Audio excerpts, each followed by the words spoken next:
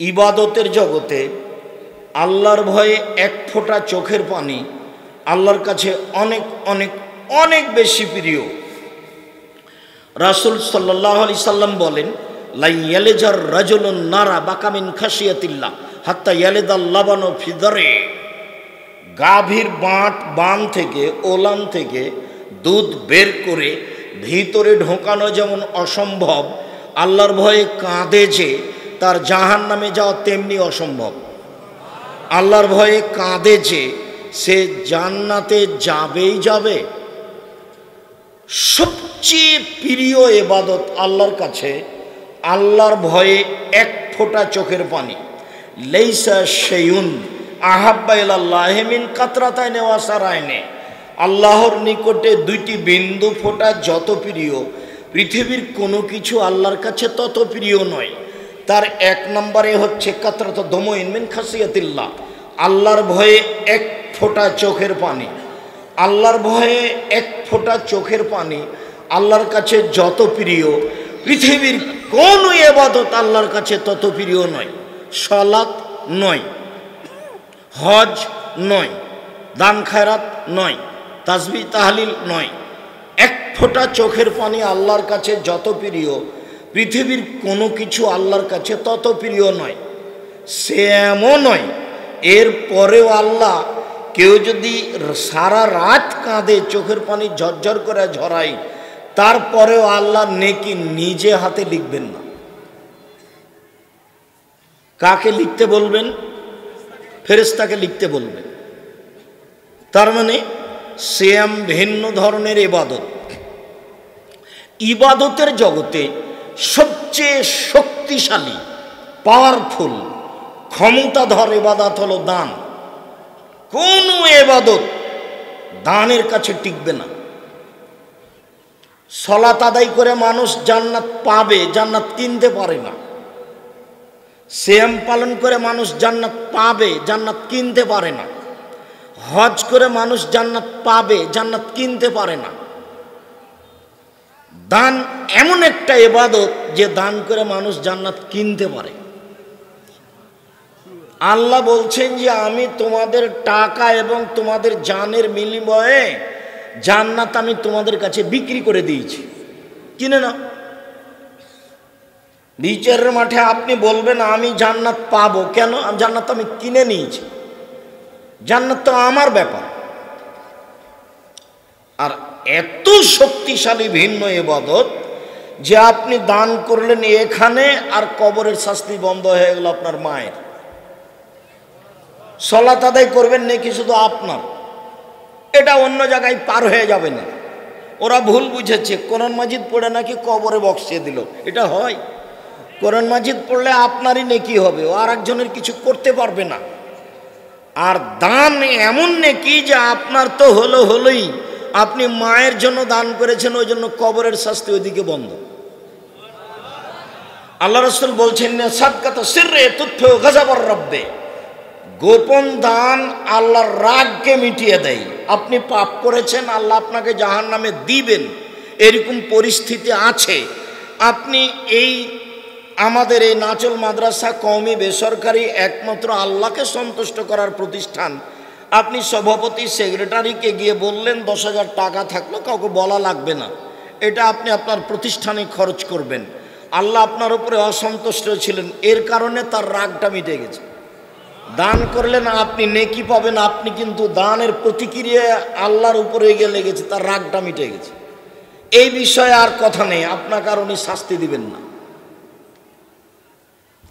ইন্না সাদকাতা তুতফিউল খাতিয়াতা কামা ইতফিউল মাউন নারা, নিশ্চয় দান মানুষের পাপকে ওইভাবে মিটিয়ে দেয়, পানি যেমন আগুনকে নিভিয়ে দেয়।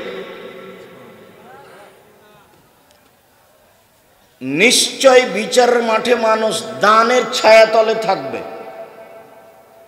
একেবারেই ভিন্ন ইবাদত। দান যতই শক্তিশালী বড় ইবাদত হোক না কেন, আসলেই শক্তিশালী ক্ষমতাধর পাওয়ারফুল ইবাদত দান। এর পরেও নেকি আল্লাহ ফেরেশতাকে দিতে বলবেন, নিজে হাতে দিবেন না। কুল্লু আমাল ইবনে আদম ইজাফুল হাসানাতু বিআশরি আমসালিহা ইলা 700 যায়দ। পৃথিবীর মানুষ শুনে রেখো, আদম সন্তান শুনে রেখো, আল্লাহ তাআলা বলেন আদমের ছেলে মেয়ে তোমরা শুনে রেখো, তোমাদের সব আমলের নেকি 10, 700 আরো বেশি ফেরেশতারা দিতে থাকে। তবে সিয়াম আমার ব্যাপার, ওয়ানা আজিজি বিহি, প্রতিদান আমি দিব। কি দিবেন? জান্নাত দিবেন। এর তো কোনো 2-5 নেকি নেই, 200-500 নেকি নেই, বিনিময় হলে জান্নাত, যা আরো পরে স্পষ্ট হবে। সম্মানিত দিনী ভাই বোন, মধ্যখানে আবার এই ছেলে বসো, আপনাকে আমি আরো অনুরোধ জানাচ্ছি, দয়া করে আপনি কোনো কাজ করবেন না, পরে আপনি পস্তাবেন বা মানুষ আপনাকে খারাপ মনে করবে। আমি নিজেও খারাপ মনে করছি আপনাকে। আপনি নিজেকে পশু প্রাণী মনে করিয়েন না, গরু ছাগল মনে করিয়েন না। বুঝে না ওরা অন্তর আছে, বুঝে না, দেখেও দেখে না ওরা চক্ষু আছে, দেখে না, শুনেও শোনে না ওরা কান আছে, শোনে না। উলায়েকা কালানাম, তারা পশু প্রাণীর মতো, তারা গরু ছাগলের মতো, তারা কুকুর শ্রীগালের মতো, বালহুমাজাল, বরং তার চেয়ে খারাপ।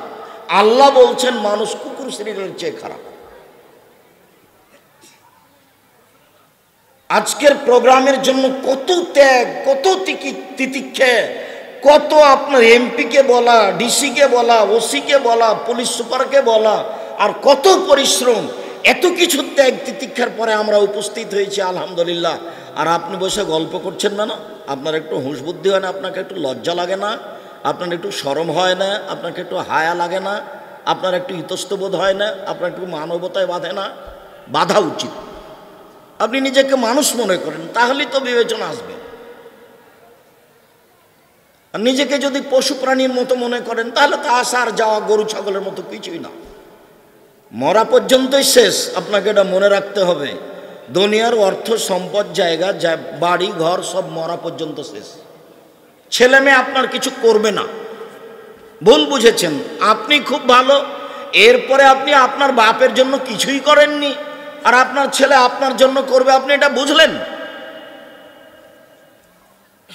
জীবনটা মরা পর্যন্তই শেষ, তারপরে আপনার সাথে আর কেউ নেই। জমি জায়গা ওরা পিটিয়ে গন্ডগোল করে ভাগ করে নিবে, মেরে।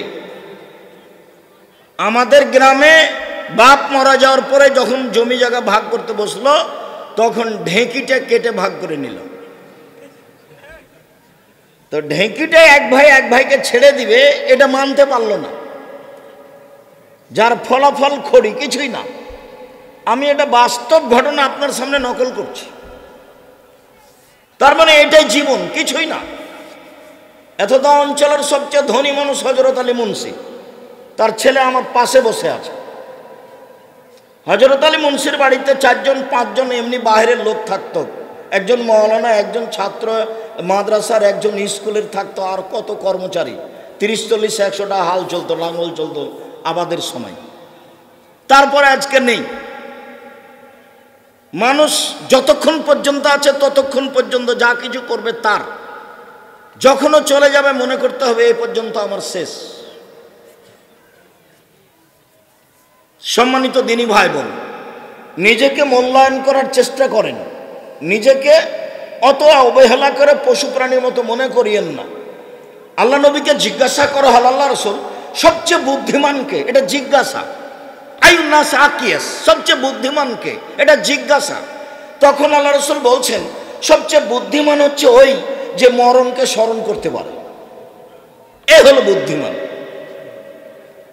আমরা তো মনে করবো যে সামাজিক কাজ ভালো করতে পারে সেই বুদ্ধিমান। তা আল্লাহ রাসূল বললেন যে মরণকে স্মরণ করতে পারে সেই হলো সবচেয়ে বুদ্ধিমান। তো মরণকে স্মরণ করেন, যা করা লাগবে সেটাই করেন। নাচল মাদ্রাসার আমার যারা শিক্ষক ছিলেন কেউ নেই, সবাই চলে গেছে।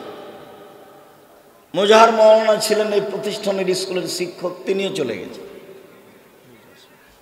সম্মানিত দিনী ভাই বোন, বলছিলাম ইবাদতের জগতে ব্যতিক্রম ভিন্ন ধরনের ইবাদত হলো সিয়াম। 1 নম্বর হাদিস পেশ করলাম। তবে এখানে একটা কারণ উল্লেখ করা আছে, কারণটা বলি, এই কারণটা আবারও বলবো। আল্লাহ বলছেন বলে আজলি ইয়াদা শাহওয়াতাহ তামাহু, আমি নিজ হাতে কেন প্রতিদান দিব? আমার কারণেই তো সে দুইটা জিনিস ত্যাগ করেছে, এক খাদ্য, দুই প্রবৃত্তি। আমার কারণেই তো সে মন মতো চলেনি, এই জন্য আমি তাকে নিজে হাতে প্রতিদান দিব। আমার কারণে সে দুইটা জিনিস করেনি, এক খাদ্য খায়নি, দুই প্রবৃত্তির অনুসরণ করেনি, মন মতো চলেনি। প্রবৃত্তির অনুসরণ করে কে? মন মতো চলে কে? সকালে উঠে দাড়ি চাঁচে, যে টাকনো নিচে পায়জামা প্যান্ট লুঙ্গি পরে, যে মন মতো চলে সে। দোকানে বসা মানুষের বদনাম, গীবাত, পরনিন্দা, আড্ডা পিটে, যে মন মতো চলে সে। সুদ ঘুষ খায়, যে মন মতো চলে সে। মন মতো চলে, যে রোজা থাকে সে, উপবাস থাকে সে, সে সিয়াম থাকে না। তার মানে সিয়াম মানে হলো বিরত থাকা। তো একটা লোক দোকানে বসে যদি কারো বদনাম করে, তাহলে কি অপছন্দ কর্ম থেকে বিরত থাকলো না করলো? করলো। তাহলে এখন রোজা আছে, উপবাস আছে, ও বিরত নেই। কেননা সিয়াম শব্দের অর্থ হচ্ছে ফজরের আজান থেকে নিয়ে সূর্য ডুবা পর্যন্ত খাওয়া পান করা, অপছন্দ কথা কর্ম থেকে এবং স্ত্রী মিলন থেকে বিরত থাকার নাম সিয়াম। তো কেউ যদি সুদ খায়, ঘুষ দেয়, তাহলে ও অপছন্দ কাজটা করলো না বিরত থাকলো? তাহলে ও রোজা আছে, সিয়াম নেই। সিয়াম মানে বিরত থাকা। যে জোর করে জমি দখল করেছে সে তো জালেম, তো সে আবার সিয়াম থাকবে কি করে? ও রোজা আছে। যে মেয়ে নগ্ন পোশাকে চলে, এখনো ক্লাস 10-এ পড়ে মেয়েটা, তার মায়ের পাশে বসে আছে, মাথায় কাপড় নেই, এখন এ অবস্থায়, ওটা ওর মা নয়, ওটা ওর খালা, ওটা ওর সৎ মা। তুমি যদি চাও আমার কথাই সাড়া দিচ্ছ, সেটা আমি চাইনি, ওটা তোমারই বোন। কেননা ওটা হিন্দুর মেয়ে নয়, ওটা ইহুদি খ্রিস্টানের মেয়ে নয়, ওটা হয় তোমারই বোন। আমি প্রমাণ করতে চেয়েছি যে এটা ওর মা নয়, এটা তার খালা বা এটা সৎ মা। আমার কথা শুধু শুনতে হবে, এভাবে সাড়া দিতে হবে না। ওটা আমি পছন্দ করি না, এবং তাতে পরিবেশ ভালো থাকে না, আমি এটা পছন্দ করি না। তো যেহেতু কথার মধ্যে যেসব মহিলারা নগ্ন পোশাকে চলে, সেসব মহিলারা রোজা থাকে, সিয়াম থাকে না। ওর সারাদিন না খেয়ে থাকা বৃথা। ছোট ব্লাউজ পরে, পেট পিট দেখিয়ে, হাত দেখিয়ে, শরীর দেখিয়ে, মাথার চুল দেখিয়ে, জাতিকে পাপী করে জাহান্নামে ঠেলে দিয়ে ও সিয়াম থাকবে, এটা হতে পারে না। ও রোজা থাকে।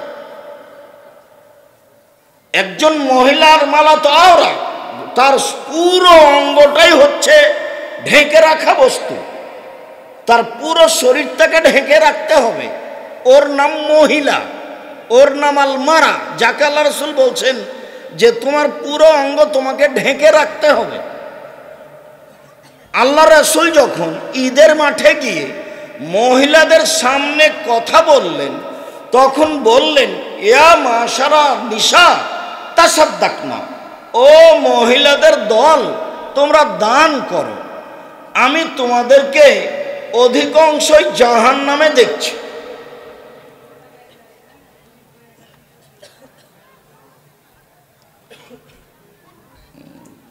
না, কোনো কাজ করা হবে না স্টেজে, কোনো মানুষের দৃষ্টি যেন দুর্বল না হয়।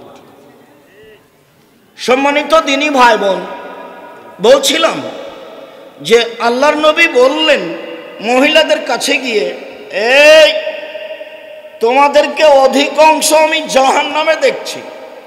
জাহান্নাম বলতে নারী আর নারী, জাহান্নাম বলতে নারী আর নারী। তোমরা দান করে জাহান্নাম থেকে নিজেকে বাঁচাও। এই কথা বলতেই মহিলারা বলে বসলো, আল্লাহর নবী, বেমা কেন আমরা জাহান্নামে যাব? বেশি কেন যাব? তখন আল্লাহ রাসূল তিনটা কারণ উল্লেখ করলেন। এক, তুকসিরুনা লানা, তোমরা বেশি বেশি অভিশাপ করো, অপ্রয়োজনীয় কথা বাড়িতে বলো, এর ওর কথা বলা বলি করো। এইটা হলো জাহান্নামে যাওয়ার তোমাদের এক নাম্বার কারণ। দুই, তাকফুরুনাল আশিরা, তোমরা স্বামীকে মেনে চলো না, এটা হলো তোমাদের জাহান্নামে যাওয়ার দুই নাম্বার কারণ। তিন, মারাইতু মিন নাকিসি তাকলিন ওয়া দীনিন আযাবি রব্বি রাজুলিল হাজাম মিন ইহদাকুন্না, আমি দেখিনি তোমাদের চেয়ে কাউকে যে বুদ্ধিমানের বুদ্ধিকে নষ্ট করতে পারে। তোমরা এমন জাতি যে বুদ্ধিমানের বুদ্ধিকে নষ্ট করতে পারো, তোমরা এমন জাতি যে বুদ্ধিমানের বুদ্ধিকে নষ্ট করতে পারো। একবার হাসি মুখে কথা বললে একজন পুরুষের ঈমান বিক্রি হয়ে যায়। এই কারণেই তোমরা বেশি বেশি জাহান্নামে যাবা। তোমাদের জাহান্নামে যাওয়ার তিনটি কারণ। এক, অভিশাপ করো, অপ্রয়োজনীয় কথার সাথে জড়িয়ে থাকো। দুই, স্বামীকে মেনে চলো না। তিন, পুরুষদেরকে তোমরা ক্ষতির মধ্যে ফেলে দাও।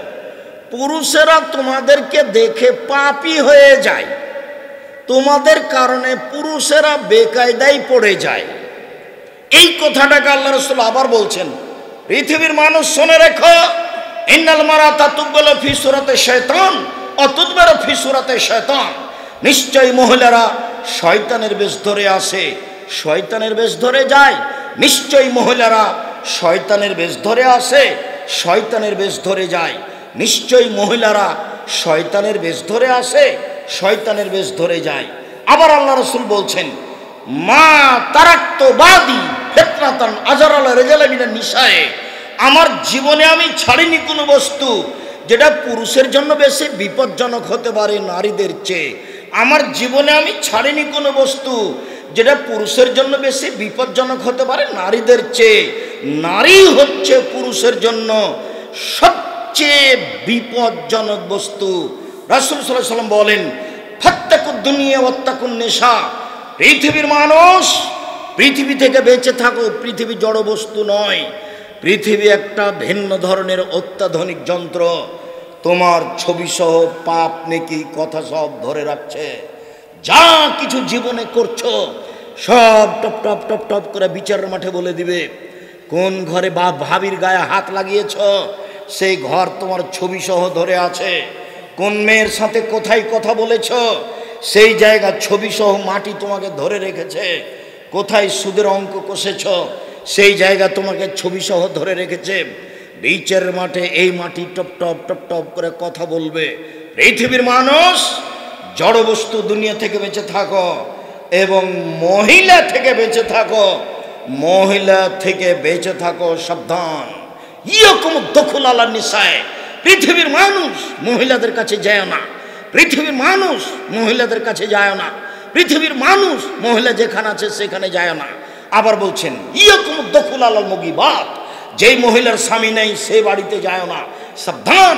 যে মহিলার স্বামী নাই সেই বাড়িতে যায় না, সাবধান। যে মহিলার স্বামী নাই সেই বাড়িতে যায় না। আবার বলছেন, লা ইয়াখলু রাজুলুন বিইমরাতিন লাসকানা সালিসুন শায়তান, সাবধান। কোনো মহিলার সাথে নির্জনে দুইজন একত্রিত হয়েও না, নইলে তৃতীয় জন শয়তান হবে। সাবধান, কোনো মহিলার সাথে নির্জনে একত্রিত হয়েও না, নইলে তৃতীয় জন শয়তান হবে। কত সতর্কবাণী মহিলাদের উপরে। কেন? ওর কারণেই তো আজকে পুরুষ মানুষ বিপদে পড়েছে। তুমি যে, যার কারণে আমি মহিলাদেরকে বলেছি যে তোমার ভাইয়ের মোবাইলে রিং হচ্ছে, তোমার বাপের মোবাইলে রিং হচ্ছে, তুমি ধরবা না, ধরবাই না। ধরো যদি, তাহলে অন করে বলবা, জি আসসালামু আলাইকুম, কি বলছিলেন? আমার আব্বা এখন বাড়িতে নেই, পরে কথা বলবেন। তাহলে তোমার নাম্বারটাও ধরে রাখবে না।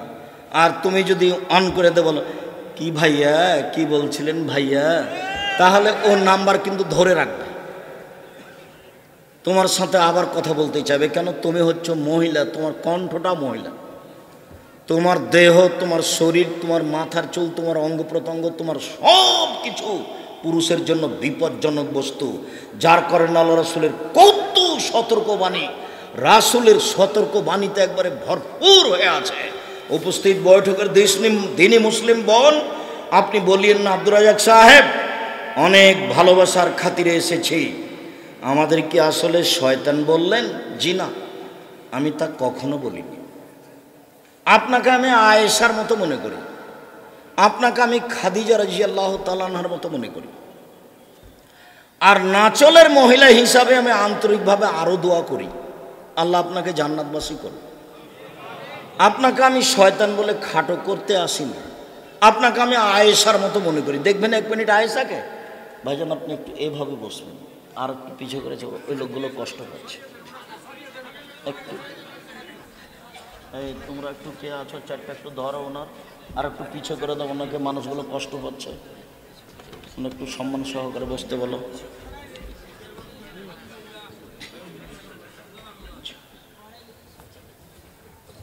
আর আমি আপনাদের আবারও বলছি, হয় আমি আপনাদের ভাই, না হয় আপনাদের ছেলে, না হয় ভাতিজা। মনে করবেন না যে অন্য মানুষের বক্তব্য শুনছি, মনে করবেন আমাদের ছেলে আমাদের বাড়িতে মানুষ এসেছে, কি বলছে একটু শুনি সাধ করে। এইটুকু আমার স্বাদ, আপনার এটা স্বাদ থাকা উচিত। আপনার যদি এই স্বাদ না থাকে, তাহলে আপনি আমার সাথে একটা নিমুখারামি করলেন, এটা আমি মনে করি। আর আমার বক্তব্যের সাথে কোনো সময় মুনাফিকি করবেন না। আমি আপনার বাড়ির ছেলে, এ কথাই ঠিক। আপনার বাড়িতে খেয়ে মানুষ এসেছি আমি, এ কথাই ঠিক। এখানে আমার অস্বীকার করার কিছু নেই।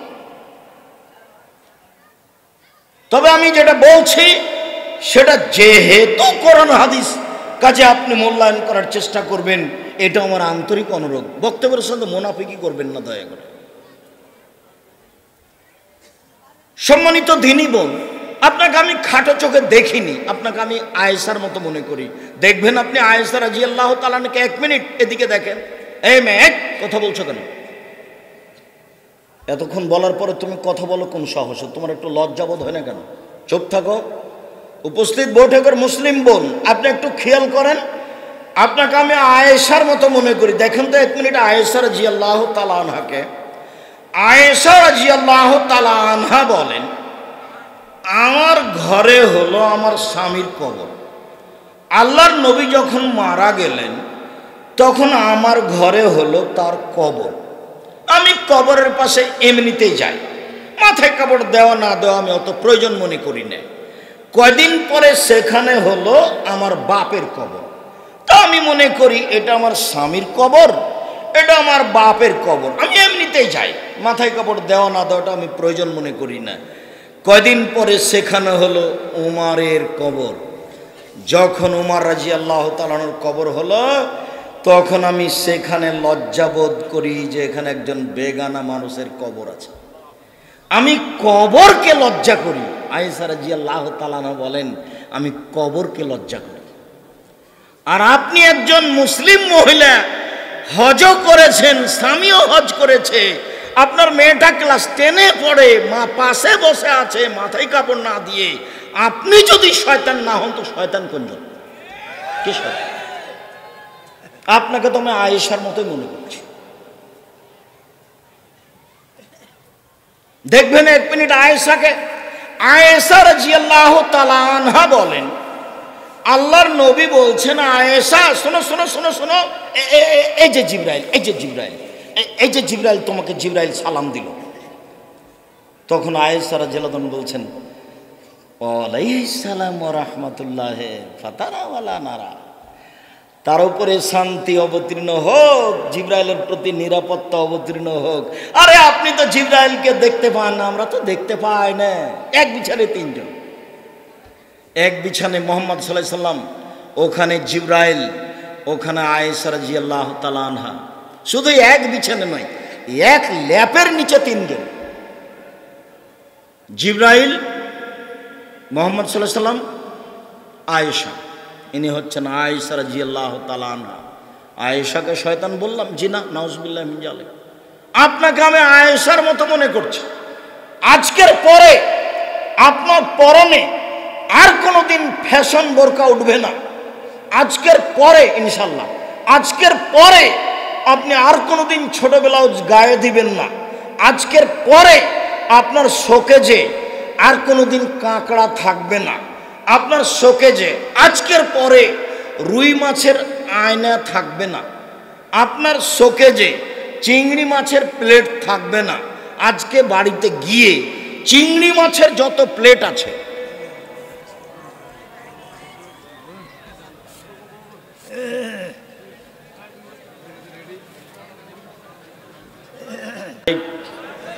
তুমি এত ব্যস্ত হয়ে গেলে তাড়াতাড়ি, আমি তো ব্যস্ত হইনি, আমি তো ক্লাস শেষ করে বের হয়েছি। আমি ব্যস্ত হইনি, আমি ক্লান্ত হইনি। আমি অনেক পথ অতিক্রম করে এসেছি, অনেক পথ অতিক্রম করে যাব। ধৈর্যের পরিচয় দাও। ধৈর্য ঘোড়ার ডিম নয়, ধৈর্য একটা জিনিস যেটা মানুষ করতে পারে, পশু প্রাণী পারে না। ধৈর্য একটা শব্দ, এটা ঘোড়ার ডিম নয়। ধৈর্য একটা জিনিস যেটা কে করতে পারে? মানুষ পারে। পেশাবের প্রয়োজন হলে 10 মিনিট পরে কে যেতে পারে? মানুষ পারে। 10 মিনিট থামতে পারে। গরু ছাগল পারে কি? গরু ছাগলের এ বুঝ নেই, যার জন্য আল্লাহ বলেননি যে মানুষ গরু ছাগল হয়েছে, কথা বলেননি। বলছেন যে গরু ছাগলের মতো। তার মানে বুঝ ছাড়াই যখন মানুষ কাজ করবে তখনও কার মতো হয়ে গেছে? গরু ছাগলের মতো হয়েছে। তো আমি তো বসে আছি, আপনি কেন প্রয়োজন দেখাচ্ছেন? ধৈর্যের পরিচয় দিয়ে থাকবেন। আর তো আল্লাহর একটা অশেষ রহমত, দয়া, যে সন্ধ্যার সময় বৃষ্টি ছিল, কালকেও ছিল। তো এখন যে আকাশটা ভালো হয়ে আছে, আমরা এখানে বসে আছি, এটা কি আল্লাহর বিশেষ দয়া নয়? আলহামদুলিল্লাহ। তো আমরা কিছুক্ষণ কথা বলছি, একটু খেয়াল করে শোনেন। এই অংশ থেকে আমি তাড়াতাড়ি সরে যাচ্ছি। যে আপনি মহিলা মানুষ, আপনাকে আমি আয়েশার মতো মনে করি, বক্তব্যের সাথে মুনাফিকি করিয়েন না। এই পোশাক আর কোনো দিন পরবেন না।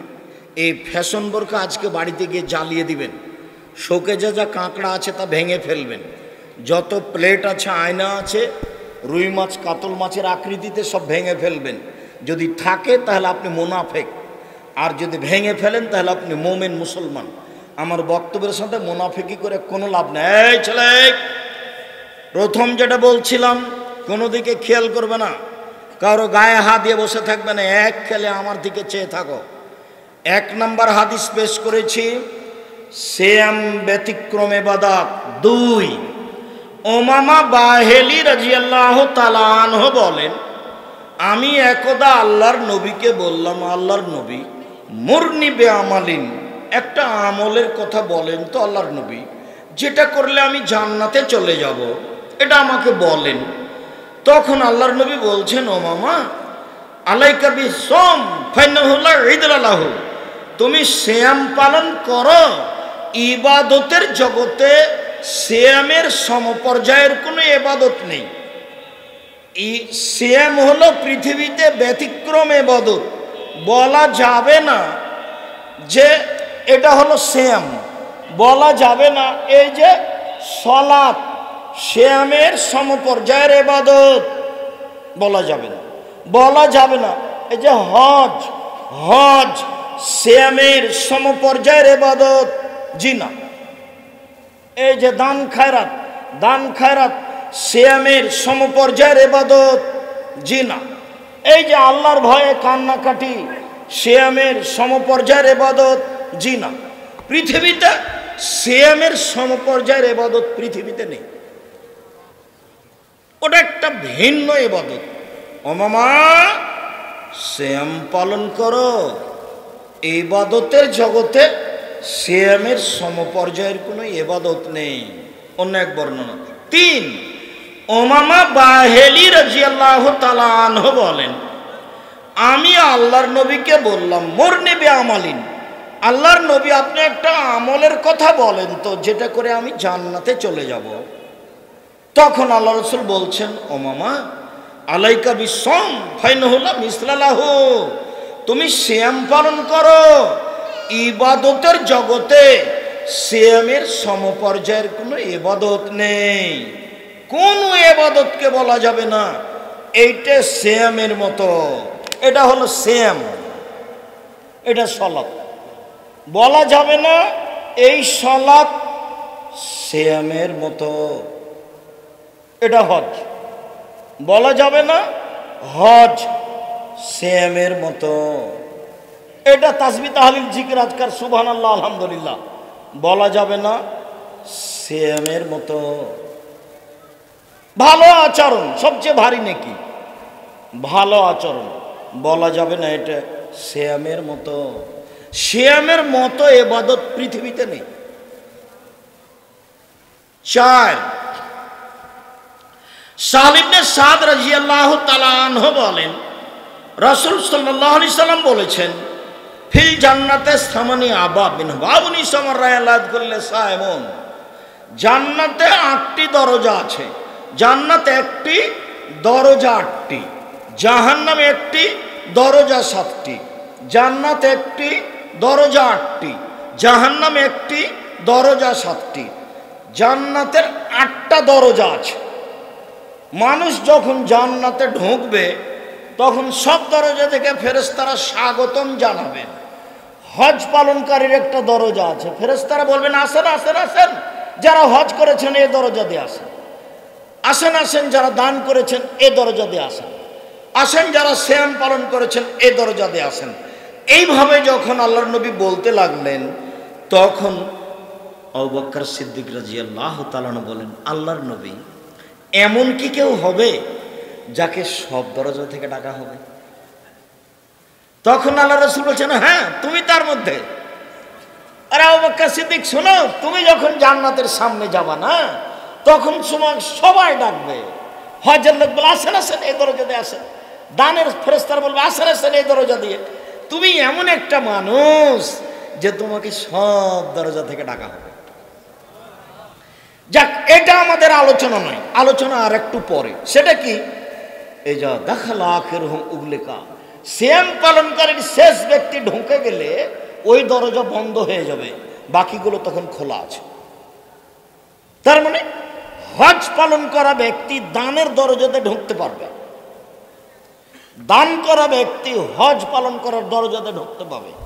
কিন্তু সিয়াম না থাকলে ওই দরজাতে অন্য কেউ ঢুকতে পারবে না। আমি যদি বুঝাতে না পারি আমি অক্ষম। হাদিস বুখারী মুসলিম, আল্লাহ রাসূল বলছেন সিয়াম পালনকারীর শেষ ব্যক্তি ঢুকলে দরজা বন্ধ করা হবে, ওটা তখনও 7টা খোলা আছে। আমি কি কথা বুঝাতে পেরেছি? 4 5 আব্দুল্লাহ ইবনে আমর রাদিয়াল্লাহু তাআলা আনহু বলেন, রাসূল সাল্লাল্লাহু আলাইহি ওয়াসাল্লাম বলেছেন, আল কোরআন ওয়াস সিয়ামু ইয়াশফানি ইয়াউমাল কিয়ামা লিল আবদে। কোরআন এবং সিয়াম বিচারের মাঠে আল্লাহর দরবারে আমাদের জন্য সুপারিশ করবে। কোরআন বলবে, রব্বি মানাতুহু নাওমা বিল লাইলে ফাশাফাইনি ফিহি। এই লোকটাকে আমি রাতে ঘুমাতে দিনি, কোরআন মাজিদ আমাকে তেলাওয়াত করেছে, তুমি একে মাফ করো, একে জান্নাতে দাও। কোরআন কিন্তু আপনার পক্ষে কথা বলবে। আঙ্গুলে তাসবিহ গণনা করবেন, আঙ্গুল আপনার পক্ষে কথা বলবে। বৈধ টাকা দিয়ে হজ করবেন, তাহলে কালো পাথরও আপনার পক্ষে কথা বলবে। কোরআন আপনার পক্ষে কথা বলবে, কোরআন বিপক্ষে যেতে পারে। আল কোরআন হুজ্জাতুল লাকা আলাইকা, কোরআন তোমার পক্ষেও হতে পারে, কোরআন তোমার বিপক্ষেও হতে পারে। কোরআন তোমার পক্ষেও হতে পারে, কোরআন তোমার বিপক্ষেও হতে পারে। সম্মানিত দিনী ভাই বোন, এই ছেলে এই ওই যে হাঁটাহাঁটি করছে, ওগুলো কি তোমরা দায়িত্ব পালন করছো নাকি? ও যে হাঁটছে তার মানে ও কথা বুঝে না, বা কথাকে মূল্যায়ন করা প্রয়োজন মনে করছে না, হাঁটে কি করে? তুমি কি নিজে গরু ছাগল মনে করছো নিজেকে? তোমার ইতস্তবোধ হয় না কেন, লজ্জাবোধ হয় না কেন? তুমি হাঁটো কি করে? তুমি চলো কি করে? কোন সাহসে তুমি চলো? কোন ভিত্তিতে তুমি দাঁড়িয়ে থাকো ওখানে গল্প করো? তোমার ভিত্তি কি? তুমি কি দেখাতে চাচ্ছ? তোমাকে তো আমি গরু ছাগল পশু প্রাণী মনে করি, তোমাকে আমি ইতর শ্রেণীর মানুষ মনে করি। আমি আব্দুর রাজ্জাক বিন ইউসুফ কষ্ট করে এসেছি কেন কথা বলতে। তুমি কোন সাহসে হাঁটো? কি দেখাতে চাচ্ছ আমাকে? মনে করছো আমি কি তাফসির মাহফিল করতে এসেছি? ইউসুফ জুলেখার কাহিনী বলবো? জি না। জীবনে কোনোদিন আমি তাফসির মাহফিল করিনি। জাতির যদি রাস্তাঘাট করে দিতে না পারি, জাতির যদি স্কুল কলেজ করে দিতে না পারি, জাতিকে চূড়ান্ত সঠিক ধর্ম দিতে পারবো ইনশাআল্লাহ। ধর্মের ব্যাপারে জাতিকে ফাঁকি দিয়ে পরকাল হারাতে রাজি নই, আজ নয়, 32 বছরে কোনোদিন অপ্রয়োজনীয় বাক্য বলিনি। কাজে তুমি আমাকে নিজের কাজ দেখাবে না দয়া করে। আপনি আমার দিনী ভাই, সম্মানী মানুষ, দয়া করে আপনি আমাকে নিজের কোনো কাজ দেখাবেন না। আপনাকে আমি অনেক ভালোবাসি। সম্মানিত দিনী ভাই বোন, কোরআন মাজিদ অন্তত সূরা ইখলাস পড়ে নিজেকে বাঁচান। কোরআন আপনার পক্ষে বিপক্ষে বিচারের মাঠে হবেই হবে।